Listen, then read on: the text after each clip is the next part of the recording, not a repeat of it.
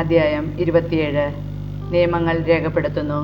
മോശ ഇസ്രായേലിലെ ശ്രേഷ്ഠന്മാരോട് ചേർന്ന് ജനത്തോട് ഇപ്രകാരം കൽപ്പിച്ചു: ഇന്ന് ഞാൻ നിങ്ങൾക്ക് നൽകുന്ന സകല കൽപ്പനകളും പാലിക്കുവിൻ. ജോർദാൻ കടന്ന് നിങ്ങളുടെ ദൈവമായ കർത്താവ് നിങ്ങൾക്ക് തരുന്ന ദേശത്ത് പ്രവേശിക്കുന്ന ദിവസം നിങ്ങൾ വലിയ ശിലകൾ സ്ഥാപിച്ച് അവയ്ക്ക് കുമ്മായം പൂശണം. നിങ്ങളുടെ പിതാക്കന്മാരുടെ ദൈവമായ കർത്താവ് തൻ്റെ വാഗ്ദാനമനുസരിച്ച് നിങ്ങൾക്ക് തരുന്ന തേനും പാലും ഒഴുകുന്ന ആ ദേശത്ത് എത്തുമ്പോൾ ഈ നിയമത്തിലെ ഓരോ വാക്കും നിങ്ങൾ അവയിൽ എഴുതണം. നിങ്ങൾ ജോർദാൻ കടന്നു കഴിയുമ്പോൾ ഇന്ന് ഞാൻ നിങ്ങളോട് കൽപ്പിക്കുന്നതനുസരിച്ച് ഈ കല്ലുകൾ ഏബാൽ പർവ്വതത്തിൽ നാട്ടി അവയ്ക്ക് കുമ്മായം പൂശണം. അവിടെ നിങ്ങളുടെ ദൈവമായ കർത്താവിനെ കല്ലുകൊണ്ട് ബലിപീഠം പണിയണം. അതിന്മേൽ ഇരുമ്പായുധം സ്പർശിക്കരുത്. വെട്ടിമുറിക്കുകയോ ചെത്തിമിനുക്കുകയോ ചെയ്യാത്ത മുഴുവൻ കല്ലുകൾ കൊണ്ടാണ് നിങ്ങളുടെ ദൈവമായ കർത്താവിന് ബലിപീഠം പണിയേണ്ടത്. അതിന്മേലായിരിക്കണം നിന്റെ ദൈവമായ കർത്താവിന് ദഹനബലികൾ അർപ്പിക്കുന്നത്. സമാധാന ബലികളും അർപ്പിക്കണം. അത് അവിടെ വച്ച് ഭക്ഷിച്ച് നിങ്ങളുടെ ദൈവമായ കർത്താവിൻ്റെ സന്നിധിയിൽ സന്തോഷിച്ചു കൊള്ളുവിൻ. ആ ശിലകളിൽ ഈ നിയമത്തിലെ ഓരോ വാക്കും വ്യക്തമായി എഴുതണം. മോശ ലേവ്യ പുരോഹിതന്മാരോട് ചേർന്ന് ഇസ്രായേൽ ജനത്തോട് പറഞ്ഞു: ഇസ്രായേലെ, ശ്രദ്ധിച്ചു കേൾക്കുക.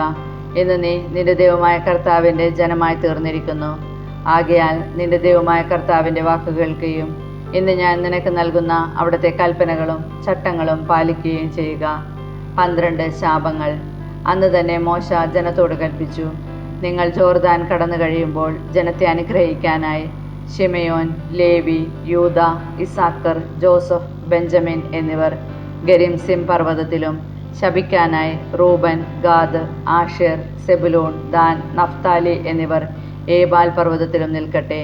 അപ്പോൾ ലേവ്യർ ഇസ്രായേൽ ജനത്തോട് ഉച്ചത്തിൽ വിളിച്ചു പറയണം: കർത്താവിന് നിന്ദ്യമായ ശില്പവേല കൊത്തിയോ വാർത്തോ ഉണ്ടാക്കിയ വിഗ്രഹം രഹസ്യത്തിൽ പ്രതിഷ്ഠിക്കുന്നവൻ ശപിക്കപ്പെട്ടവനാകട്ടെ.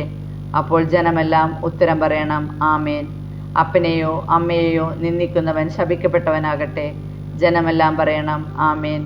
അയൽക്കാരൻ്റെ അതിർത്തിക്കല്ല് മാറ്റുന്നവൻ ശപിക്കപ്പെട്ടവനാകട്ടെ. ജനമെല്ലാം പറയണം: ആമേൻ.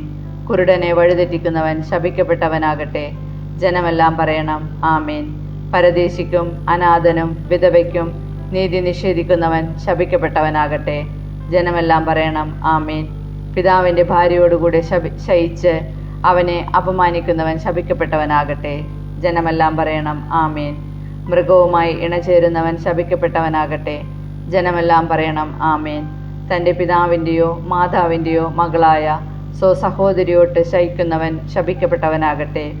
ജനമെല്ലാം പറയണം: ആമേൻ. അമ്മായിയമ്മയോടുകൂടെ ശയിക്കുന്നവൻ ശപിക്കപ്പെട്ടവനാകട്ടെ. ജനമെല്ലാം പറയണം: ആമേൻ. അയൽക്കാരനെ രഹസ്യമായി വധിക്കുന്നവൻ ശപിക്കപ്പെട്ടവനാകട്ടെ. ജനമെല്ലാം പറയണം: ആമേൻ. നിർദോഷനെ കൊല്ലാൻ കൈക്കൂലി വാങ്ങിക്കുന്നവൻ ശപിക്കപ്പെട്ടവനാകട്ടെ. ജനമെല്ലാം പറയണം: ആമേൻ. ഈ നിയമം പൂർണ്ണമായും അനുസരിക്കാത്തവൻ ശപിക്കപ്പെട്ടവനാകട്ടെ. ജനമെല്ലാം പറയണം: ആമേൻ.